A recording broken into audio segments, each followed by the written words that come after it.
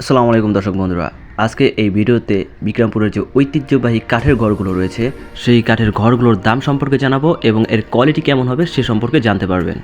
দর্শক বন্ধুরা, এখন আমি আছি মুন্সিগঞ্জ জেলার লোহজন উপজেলার ঘোড়াদরে, যেখানে কাঠের ঘরের মেলা, অর্থাৎ কাঠের ঘরের অভাব নাই। এই ঘোড়াদরকে বলা হয়ে থাকে ঘরের হাট, অর্থাৎ এখানে প্রচুর পরিমাণে লোহা কাঠের ঘর, সেগুন কাঠের ঘর এবং অন্যান্য জাতের যে কাঠগুলো রয়েছে সেই কাঠগুলো দিয়ে এই ঘরগুলো বানানো হয়ে থাকে। তো চলেন বন্ধুরা, একটা একটা করে ঘর দেখি এবং ঘরগুলোর কোয়ালিটি আর দাম সম্পর্কে জেনে নেই। সেরা বেস্ট একটা ঘর হচ্ছে এটা, কারণ বেস্ট ঘর বলার কারণ আমি দেখাইতেছি। বেস্ট ঘর কেন? কারণ সম্পূর্ণ লোহা কাঠের তৈরি এবং একটার যে জানালার যে কপাট দরজা যা আছে সব ডিজাইন করা, মারাত্মক লেভেলের ডিজাইন ভাই, বিশ্বাস করবেন না।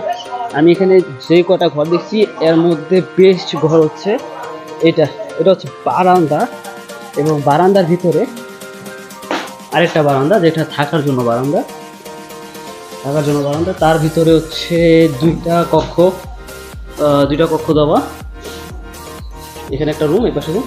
ওয়াও, এখানে একটা বক্স দিয়ে দিচ্ছে।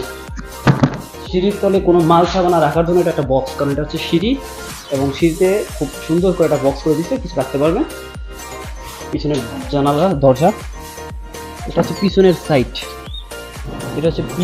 সাইড দেওয়া। ভাই বিশ্বাস করবেন না, আপনি অথবা এটা দিয়ে আপনি একটা 2-3 তলা বিল্ডিং তুলতে পারবেন একটা দাম দিয়ে। এটা হচ্ছে দাম 2-3 তলা বিল্ডিং উঠে যাবে একবারে। আমরা একটু উপরে যাই দেখে আসি। সিঁড়িগুলা অস্থির ভাই, এটা হচ্ছে সবচেয়ে বেস্ট একটা ঘর আমার দেখা। সম্পূর্ণ লোহা কাঠের তৈরি। উপরে দুটো রুম করা আছে, উপরে দুটো রুম।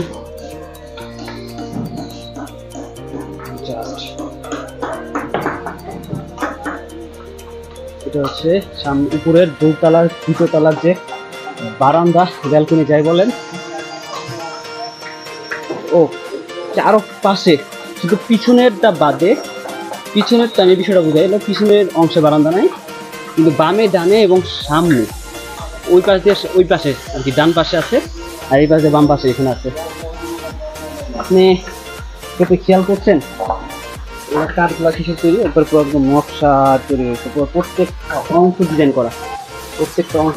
আপনি যদি দেখতে চান দেখুন।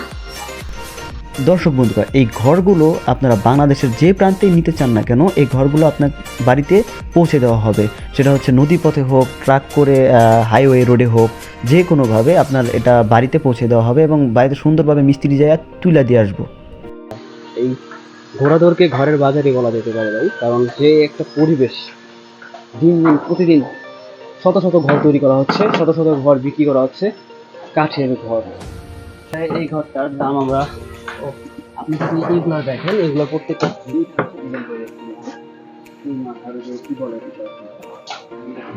আচ্ছা চলেন হচ্ছে যে এই ঘরটার দামটা দেখি।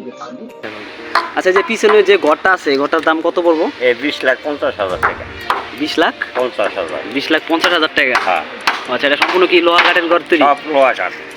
ও, এটা আপনার তুলতে কতদিন লাগছে?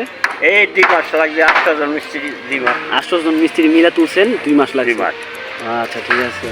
তো এটা আপনি কি সেল দিবেন বাংলাদেশে যে কোনো জায়গায় সেল দিতে পারবেন? যে কোনো জায়গায় নিতে পারবে, লোকাল পথ থাকলে, গাড়ির পথ থাকলে যে কোনো জায়গায় নিতে পারবে।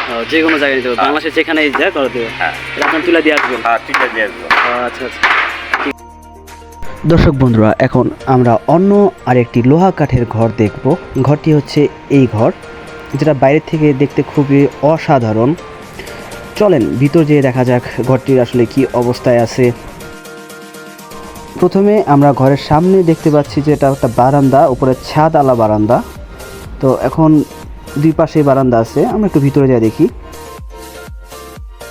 ভিতরে যাওয়ার পর একটা বড় সড়ো করে এক রুমালাই ঘর, অর্থাৎ পুরো ঘরটা মিলে একটা রুম, এবং উপরে দোতলায় ওঠার জন্য একটা সিঁড়ি দেওয়া আছে।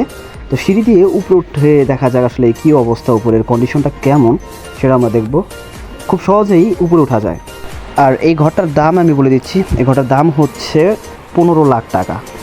সেম উপরে আর নিচে একদম সেম আকৃতির ঘর, রুমটা সেম আকৃতির, কোনো পার্থক্য নাই, জাস্ট এটা উপরে এটা নিচে। আর বাইরের দিকে যদি যাই আমরা, বাইরে তো দেখতে পাচ্ছি যে বাইরের উপরে ব্যালকনি আকারের, ব্যালকনি সিস্টেমে উপরে দেখছিলাম, যেটা আমরা বাইরে থেকে দেখছি যে আসলে বাইরে ব্যালকনি আছে, উপরের থেকে ব্যালকনি আছে, আমরা সেটাতে বাইরের দৃশ্যগুলো উপভোগ করতে পারবো, সব কিছু দেখতে পারবো বাইরের। খুবই সুন্দর। আসলে এই বিক্রমপুরের ঘরগুলো এমনি এমনি সুন্দর হয় না, কারণ এগুলো পপুলার, অনেক ফেমাস। আমাদের এখানেও যেমন ফেমাস বিক্রমপুরে, মুন্সিগঞ্জ, বাংলাদেশের বিভিন্ন প্রান্তে এই বিক্রমপুরের কাঠের ঘরগুলো পৌঁছায় গেছে। তো দর্শক বন্ধুরা, আজকের ভিডিওটা এই পর্যন্তই। যদি এই বিক্রমপুরের ঘর সম্পর্কে আর কিছু জানার থাকে তাহলে অবশ্যই কমেন্ট করবেন, আমি সবার উত্তর দেওয়ার চেষ্টা করব। ভালো থাকবেন, সুস্থ থাকবেন, আল্লাহ হাফেজ।